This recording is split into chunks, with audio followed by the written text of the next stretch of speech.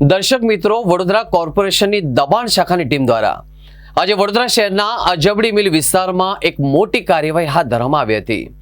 અજબડી મિલ પાસે આવેલા ઐતિહાસિક ઠેકરનાથ સ્મશાનની બિલકુલ સામે એક વર્ષો જૂની દશામાની ડેરી પર તંત્રનું બુલડોઝર ફરી વળતા સ્થાનિકોમાં ભારે આક્રોશ ફાટી નીકળ્યો હતો। સ્થાનિક રહીશો અને ભક્તોમાં ઉગ્ર વિરોધ અને ઘર્ષણ વચ્ચે પણ તંત્રે ચુસ્ત પોલીસ બંદોબસ્ત સાથે આ દબાણ હટાવવાની કામગીરી પૂર્ણ કરી હતી। જેવી દબાણ શાખાની ટીમ જેસીબી અને કાફલા સાથે ઘટના સ્થળે પહોંચી તુરત જ મોટી સંખ્યામાં સ્થાનિક મહિલાઓ પુરુષો રસ્તા પર ઉતરી આવ્યા હતા। લોકોએ તંત્રની આ કાર્યવાહીનો સખત વિરોધ કર્યો હતો। અજબડી મિલ પાસે આવેલા ઠેકરનાથ સ્મશાનની સામે દશામાની ડેરી તોડવાના મામલે હવે રાજકીય ગરમાવો આવી ગયો છે। સ્થાનિકોના ઉગ્ર વિરોધ વચ્ચે આ વિવાદમાં ત્યારે નવ વળાંક આવ્યો જ્યારે સત્તાધારી પક્ષ ભારતીય જનતા પાર્ટીના સ્થાનિક કાઉન્સિલરો પણ ઘટના સ્થળે દોડી આવ્યા હતા। જોકે આશ્ચર્યની વાત એ રહી કે કોર્પોરેશનની દબાણ શાખાની ટીમે પોતાના જ પક્ષના ચૂંટાયેલા પ્રતિનિધિઓને પણ દાદ આપી નહોતી અને ડિમોલિશનની કામગીરી ચાલુ રાખી હતી। જ્યારે દબાણ તોડવાની કામગીરી ચાલી રહી હતી ત્યારે મામલો થાળે પાડવા અને લોકોના આક્રોશ શાંત કરવા ભાજપના સ્થાનિક કાઉન્સિલરો ત્યાં પહોંચ્યા હતા। કાઉન્સિલરોએ અધિકારીઓ સાથે વાતચીત કરી કામગીરી રોકવા અથવા વચગાળાનો રસ્તો કાઢવા રજૂઆત કરી હોવાનું પણ ચર્ચા રહ્યું છે, પરંતુ દબાણ શાખાના અધિકારીઓ કાઉન્સિલરની એક પણ વાત ગણકારી ન હતી અને તેમને ગાંઠ્યા વિના જ ડેરી તોડી પાડવાનું ચાલુ રાખ્યું હતું।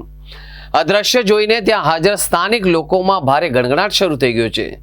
લોકોએ કટાક્ષ કરતા કહ્યું કે જો સત્તાધારી પક્ષના પોતાના જ કાઉન્સિલરનું જ તંત્ર સામે કંઈ ઉપજતું ન હોય તો સામાન્ય જનતાને સાંભળે જ કોણ? આ ઘટનાથી પાલિકાના અધિકારીઓ શાસકો પર હાવી ગયા હોવાનું એક ચિત્ર સ્પષ્ટપણે ઊભું રહ્યું છે। આ જ રસ્તા ઉપર અને આજુબાજુમાં વિસ્તારના બીજા અનેક મોટા વ્યાપારી અને પાકા દબાણો આવેલા છે, જેના કારણે રોજ ટ્રાફિક જામ થાય છે। તો પછી તંત્રે દબાણો કેમ ન જોયા? લોકોનું કહેવું છે કે તંત્ર માત્ર આ દશામાની ડેરીને જ કેમ ટાર્ગેટ કરવામાં આવી છે? જો દબાણ હટાવવા જ હોય તો રસ્તા પરના તમામ ગેરકાયદેસર બાંધકામો પર બુલડોઝર ફેરવવું જોઈએ, માત્ર ગરીબોની આસ્થા સમાન ડેરી પર જ કેમ? પોતાના જ શાસન હેઠળના કોર્પોરેશનના અધિકારીઓ દ્વારા કાઉન્સિલરોની અવગણના થવી એ વડોદરા ભાજપ સંગઠન અને પાલિકાના સંકલન સામે એક મોટા સવાલો ઊભા કરે છે। તો બીજી તરફ સ્થાનિકોમાં વ્યાપેલો પક્ષપાતનો આક્રોશ આવનારા દિવસોમાં તંત્ર માટે માથાનો દુખાવો બની શકે છે। હાલમાં આ મુદ્દો સમગ્ર શહેરમાં ચર્ચાનો ભારે વિષય બની ગયો છે। વર્ષો જૂની લગભગ 15-17 વર્ષ જૂની દશામાની ડેરી હતી। એ થોડી હાઈટ નાની હતી તો છોમે મંડળના છોકરા હતા કે પાણીના છાંટા ઉડે છે તો આપણે એની હાઈટ અંદર લઈને થોડી સેન્ટરમાં કરી દઈએ અને થોડી વ્યવસ્થિત કરી દઈએ। પણ તુવેર સાહેબને ખબર નહીં, અમારા પર જે પ્રેમ ભાવ વધારે છે તો ઘડી પડી આવીને અમને જ દબાવે છે। આગળ રોડ રસ્તા પર દબાણ છે, ગાડીઓ દબાણ છે, કબાડીઓના દબાણ છે। એ બધું એમનું મન લાગે છે કે એમનો જે વ્યવહાર ચાલતો એવું લાગે છે ભાઈ। આગળ બી રસ્તો નાનો છે, આની કરતા મેં કીધું ફાયર નીકળી જાય, એમ્બ્યુલન્સ નીકળી જાય, 108 નીકળી જાય છે, 50-50 ટનની ટ્રકો અહીંથી નીકળી જાય છે, તો બી મેં કીધું તમને નડતર ટૂપ નથી, તમે આવું શું કરવા કરો છો? તો કે ના રસ્તામાં છે। મેં કયા રસ્તામાં છે? મેં આગળ તમે વચ્ચે છે બધું, એ તમને નથી દેખાતું? તો આ જે અમારી દશામાની ડેરી વર્ષો જૂની આ હિન્દુઓની લાગણી દુભાય એવું એમને કામ કર્યું છે, કૃત્ય કર્યું છે, એ બધાની લાગણી દુભાઈ છે।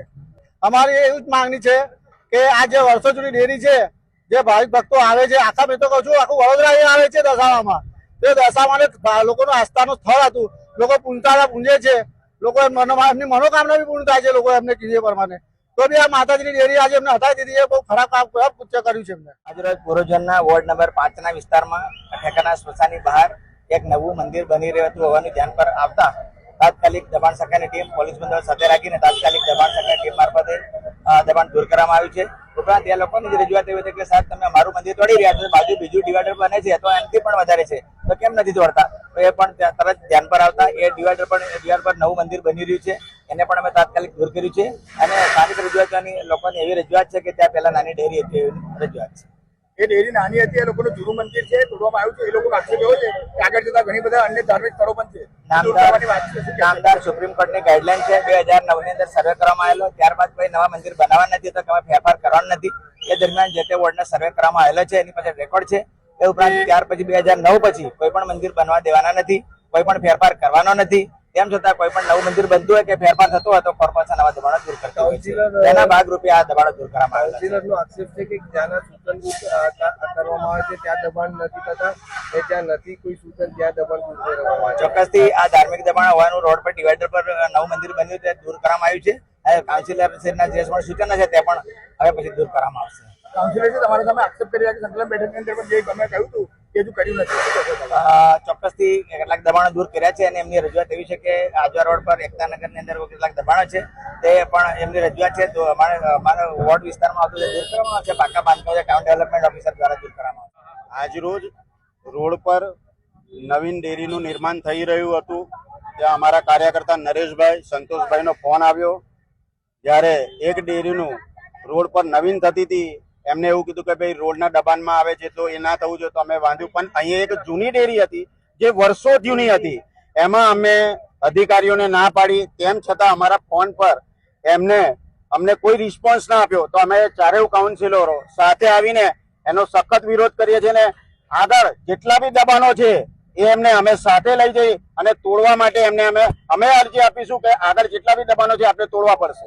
પાલિકાએ આજે જે કામગીરી કરી આજે પાલિકા આગળ પણ કામગીરી કરશે અને ધાર્મિક સ્થળો માટે શું કહેશો? અમે અહીંયા આવી ગયા છે એમને રજૂઆત કરીશું કે આગળના દબાણો તમે અમારી સાથે રહીને તોડો કેમ કે જે વસ્તુ આજે પુરાની છે એમને નથી તોડવી જોઈએ પણ એમને તોડી છે એ બહુ મોટું ખોટું કાર્ય કર્યું. શું લાગે છે કે કોઈના ઈશારે કે કોઈના આક્ષેપના કારણે એ હવે તપાસનો વિષય છે. અમે આજે સ્ટેન્ડિંગ છે એમાં કમિશનરશ્રીને બી રજૂઆત કરીશું. અમે ચારો કાઉન્સિલર અમે પોતે અમે સૂચન કરીશું કે જે આ વસ્તુ થઈ રહ્યું છે ખોટું થઈ રહ્યું છે એનાથી ખૂબ અસંતોષ પબ્લિકમાં થઈ રહ્યો છે. આવું ના થાય એના માટે ખરેખર એ લોકોએ તકેદારી રાખવી પડશે આવનારા સમયમાં અને જ્યારે પણ વોર્ડ 5માં દબાણો તોડવા આવે ત્યારે કાઉન્સિલરોને એમને સંપર્ક કરવો પડશે.